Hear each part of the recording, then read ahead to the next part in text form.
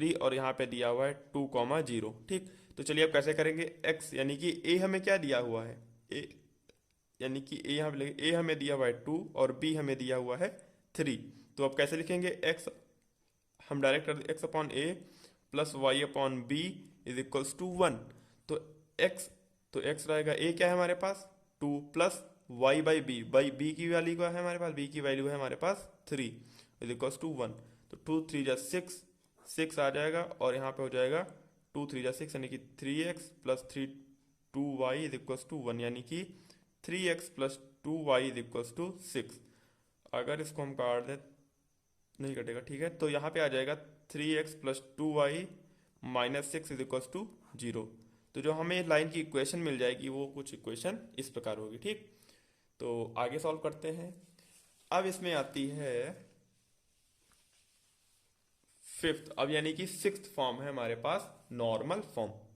Sixth form क्या है हमारे पास, सिक्स्थ फॉर्म है नॉर्मल फॉर्म।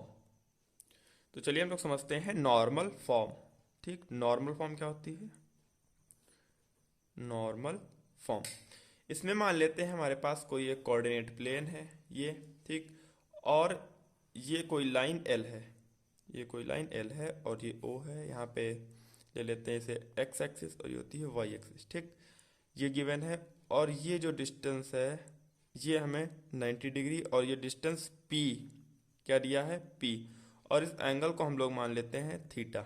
ठीक, तो अब आप देखिए यहाँ पे अगर ये एंगल थीटा है और ये डिस्टेंस पी है और ये 90 डिग्री दिया हुआ है, ठीक, तो इसे हम मान लेते हैं पॉइंट ए। ठीक, अब यहाँ पे आप देखिए इसको ड्रॉ कर लेते हैं ऐसे।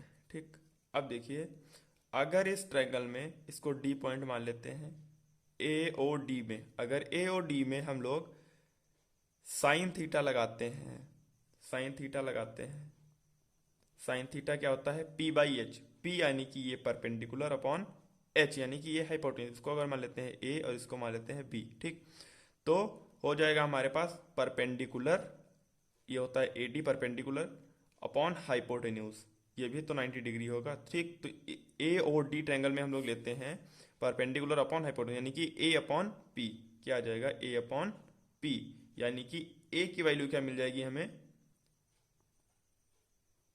पी साइन थीटा, ए की वैल्यू हमें क्या मिल गई है पी साइन थीटा। अब ऐसे ही हम लोग लगाते हैं इसी ट्रायंगल में ए ओ डी में कॉस थीटा, क्या लगाएंगे कॉस थीटा। तो कॉस थीटा होता है बेस अपॉन हाइपोटेन्यूज, बेस क्या है आपका ओडी, ओडी अपॉन हाइपोटेन्यूज यानी कि ये वाली। तो ओडी हमें पता है बी है और ये क्या है पी, यानी कि बी अपॉन पी, यानी कि बी की वैल्यू हमें मिल जाएगी पी कॉस थीटा। ठीक, तो अब देखिए यहाँ पे इसको हम लोग बी को बोलेंगे पी कॉस थीटा, यानी कि इसको लिख देते हैं पी कॉस थीटा और इसको ले लेते हैं पी साइन थीटा। तो अब आप यहाँ पे देखिए आपको ए के यही तो आपके कोऑर्डिनेट्स होते हैं, यानी कि एक्स एक्सिस पे उसने कितना चला है पी कॉस थीटा, यानी कि पी कॉस थीटा हो गया एक्स आपका, और वाई क्या हो गया पी साइन थीटा।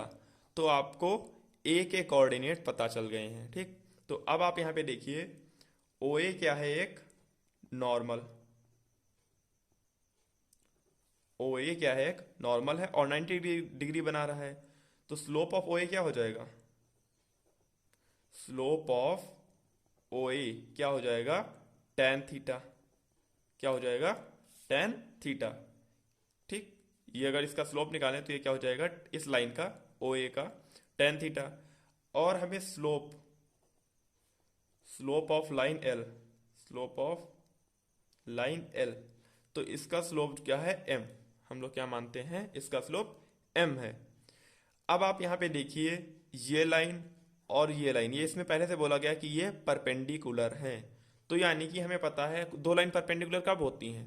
हमने फर्स्ट वीडियो जो इंट्रोडक्शन वीडियो बनाया था एक्सरसाइज 10.1 का, उसमें बताया था कि दो लाइन परपेंडिकुलर कब होती हैं, यानी कि अगर स्लोप ऑफ लाइन यानी कि टेन थीटा इंटू और इस लाइन का स्लोप क्या है, m है, इज इक्वल्स टू -1 आता है तभी वो 90 डिग्री होती है। तो यहाँ पे हमें 90 डिग्री गिवन है, यानी कि हम बोल सकते हैं tan theta into m is equals to -1। ठीक, अब आप यहाँ से देखिए m की वैल्यू अगर हम लोग निकालें, m is equals to -1 upon tan theta, और tan थीटा क्या होता है, यानी कि 1/10 क्या होता है, यानी कि माइनस का कॉट।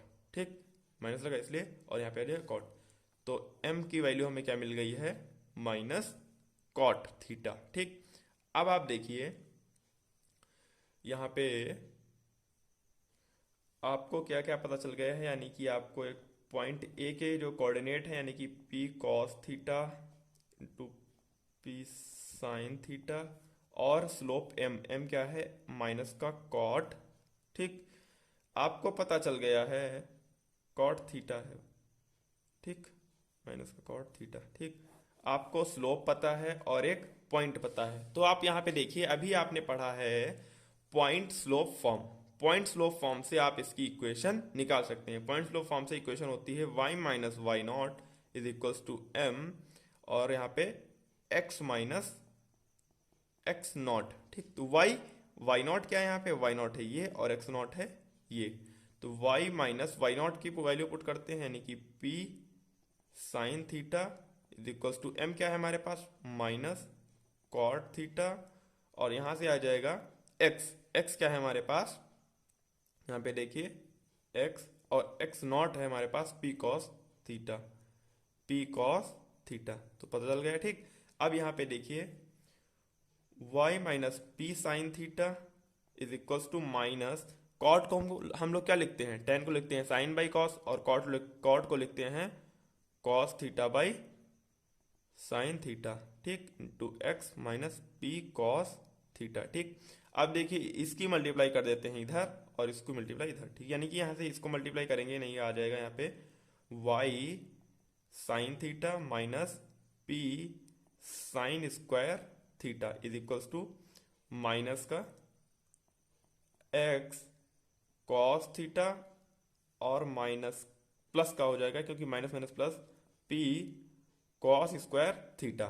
ठीक, अब यहाँ पे देखिए आप, ये पता चल गया, यानी कि अगर हम लोग इसको इधर ले आते हैं y sine theta plus x cos theta is equals to, ये जो है इधर का आ जाएगा, यानी कि प्लस का p sign square theta plus p cos square theta.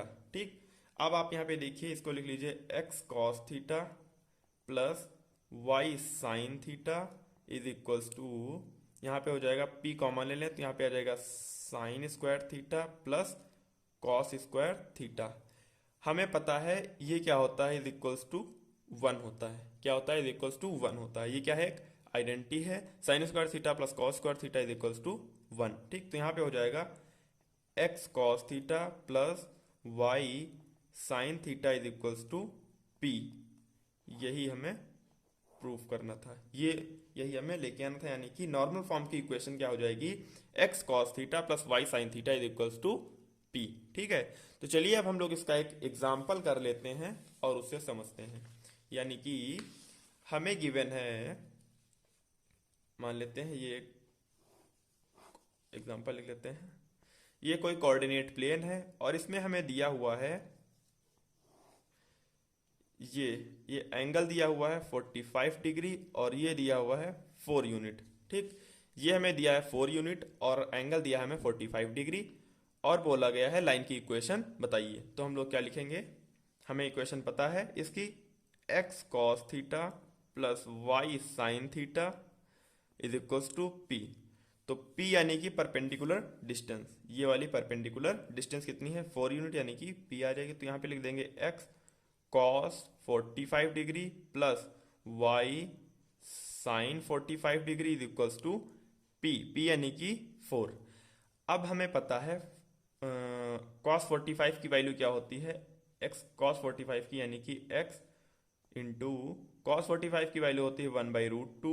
ठीक, और इधर देखिए प्लस y साइन की भी वैल्यू होती है 1/√2, साइन 45 की वैल्यू होती है 1/√2 इज इक्वल टू 4। अब इधर अगर हम लोग देखें तो x/√2 plus y/√2 is equals to 4। तो यानी कि यहाँ पे देखिए आप, अगर रूट टू एलसीएम ले लें तो यानी कि रूट टू एलसीएम आ जाएगा, यहाँ पे आ जाएगा रूट टू एलसीएम ले लें तो हमने रूट टू एलसीएम ले लिया और यहाँ पे आ जाएगा x plus y is equals to 4। तो यहाँ पे आ जाएगा x plus y is equals to 4√2। तो जो हमें लाइन की इक्वेशन मिल गई है वो ये मिली है, क्या है, x plus y is equals to 4√2। Normal form की इक्वेशन ये आ जाएगी। ठीक है, तो आपको समझ में आ गया होगा। तो हमारा इंट्रोडक्शन वीडियो यहीं पे समाप्त होता है। अगर आपको कोई दिक्कत होती है तो आप हमें कमेंट बॉक्स में ज़रूर बताएं।